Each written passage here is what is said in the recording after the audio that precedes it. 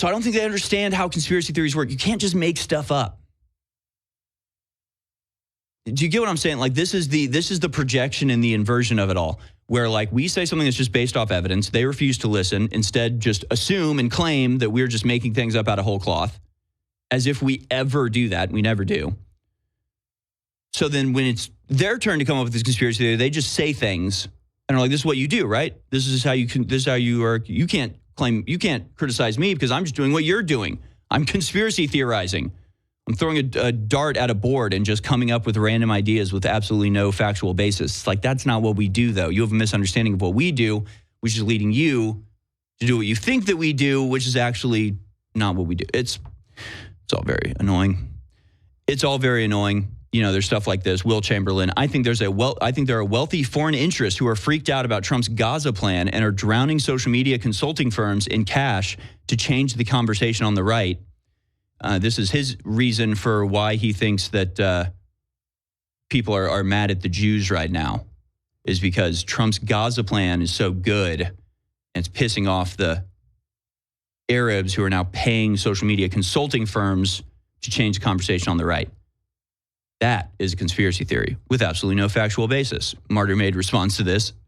It's not a coincidence. Trump ran on America first, then immediately started talking about committing us more deeply than ever to the Middle East's worst crap storm, which just so happens to line up with the priorities of his biggest individual donor. People should be skeptical. See, like, this is the comparison between a good conspiracy theory and a bad one. One of them is internally consistent, perfectly logical, a conclusion anybody should come to when looking at the facts. The other one is a baseless claim made to distract or provide a reason why you can ignore a thing.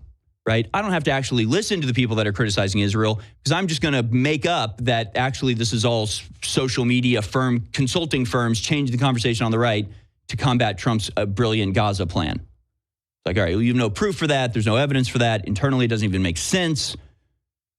These are the two varieties of conspiracy theories we're dealing with these days.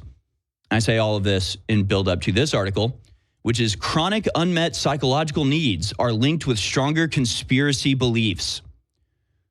So again, it's like maybe we need new words, because you don't need a chronic unmet psychological need to be like, the Ukraine war, let's take a look at its history. Gee, it sure looks like we performed a coup in 2014.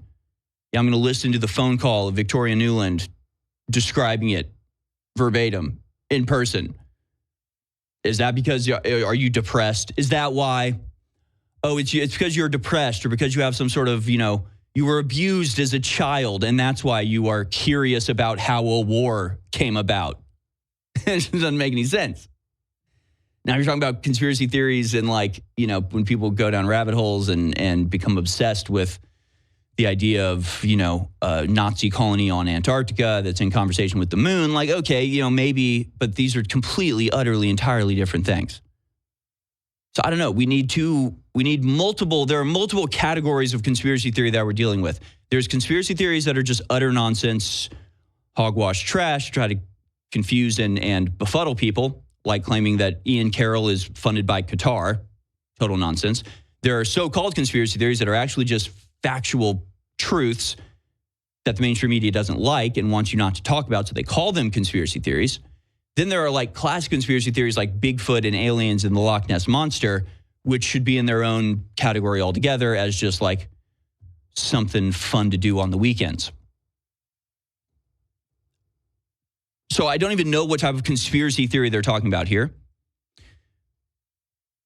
But the reason I wanted to bring up this headline, because we could debunk it in a variety of different ways, but I want you to be able to read this headline, understand what they intend for you to come away with when you read this, and what it really says. So when they say chronic unmet psychological needs are linked to stronger conspiracy beliefs, what they want you to take away from that, and if you could translate that into just normal vernacular, you would probably say something like, well, conspiracy theorists are crazy. That's what it's saying, right? It's saying that severe psychological trouble is what leads to people believing in conspiracy theories. That's what they're trying to impress upon you with this headline. That's not what it says, though. And there's one word in particular that changes the entire meaning of this phrase, and it's the word unmet.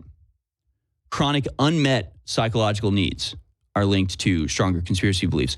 So what that means is people who aren't medicated, right? People who don't go to a psychiatrist and are given pills to stop them asking questions, they'll keep asking questions. Do you see what I'm saying? It doesn't say chronic psychological needs. It says chronic unmet psychological needs, because we know that the vast majority, well, not the vast majority, but the majority of like young liberal people, especially women, are on SSRIs or some sort of other depression medication.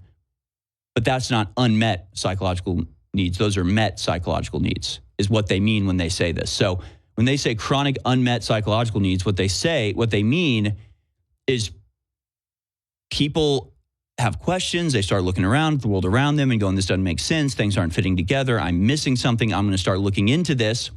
I have a feeling of discomfort and anxiety because I just have a feeling there's something I'm not seeing here. There's a danger I'm not recognizing. It's making me feel anxious.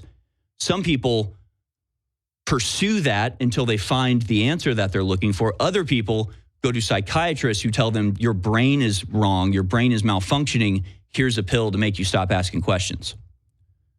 That's what's actually happening here. So when they say chronic unmet psychological needs, all they mean is that people asking questions need to be medicated out of that behavior.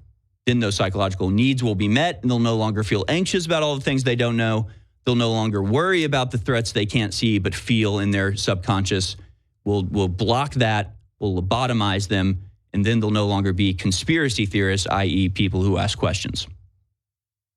So I thought that was interesting. And again, it's a headline that you read and you think at first it just means people who believe in conspiracies are crazy, when in reality what it means is people who believe in conspiracies are the people who can actually see the world and haven't had their senses deadened by chemical manipulations in pill form.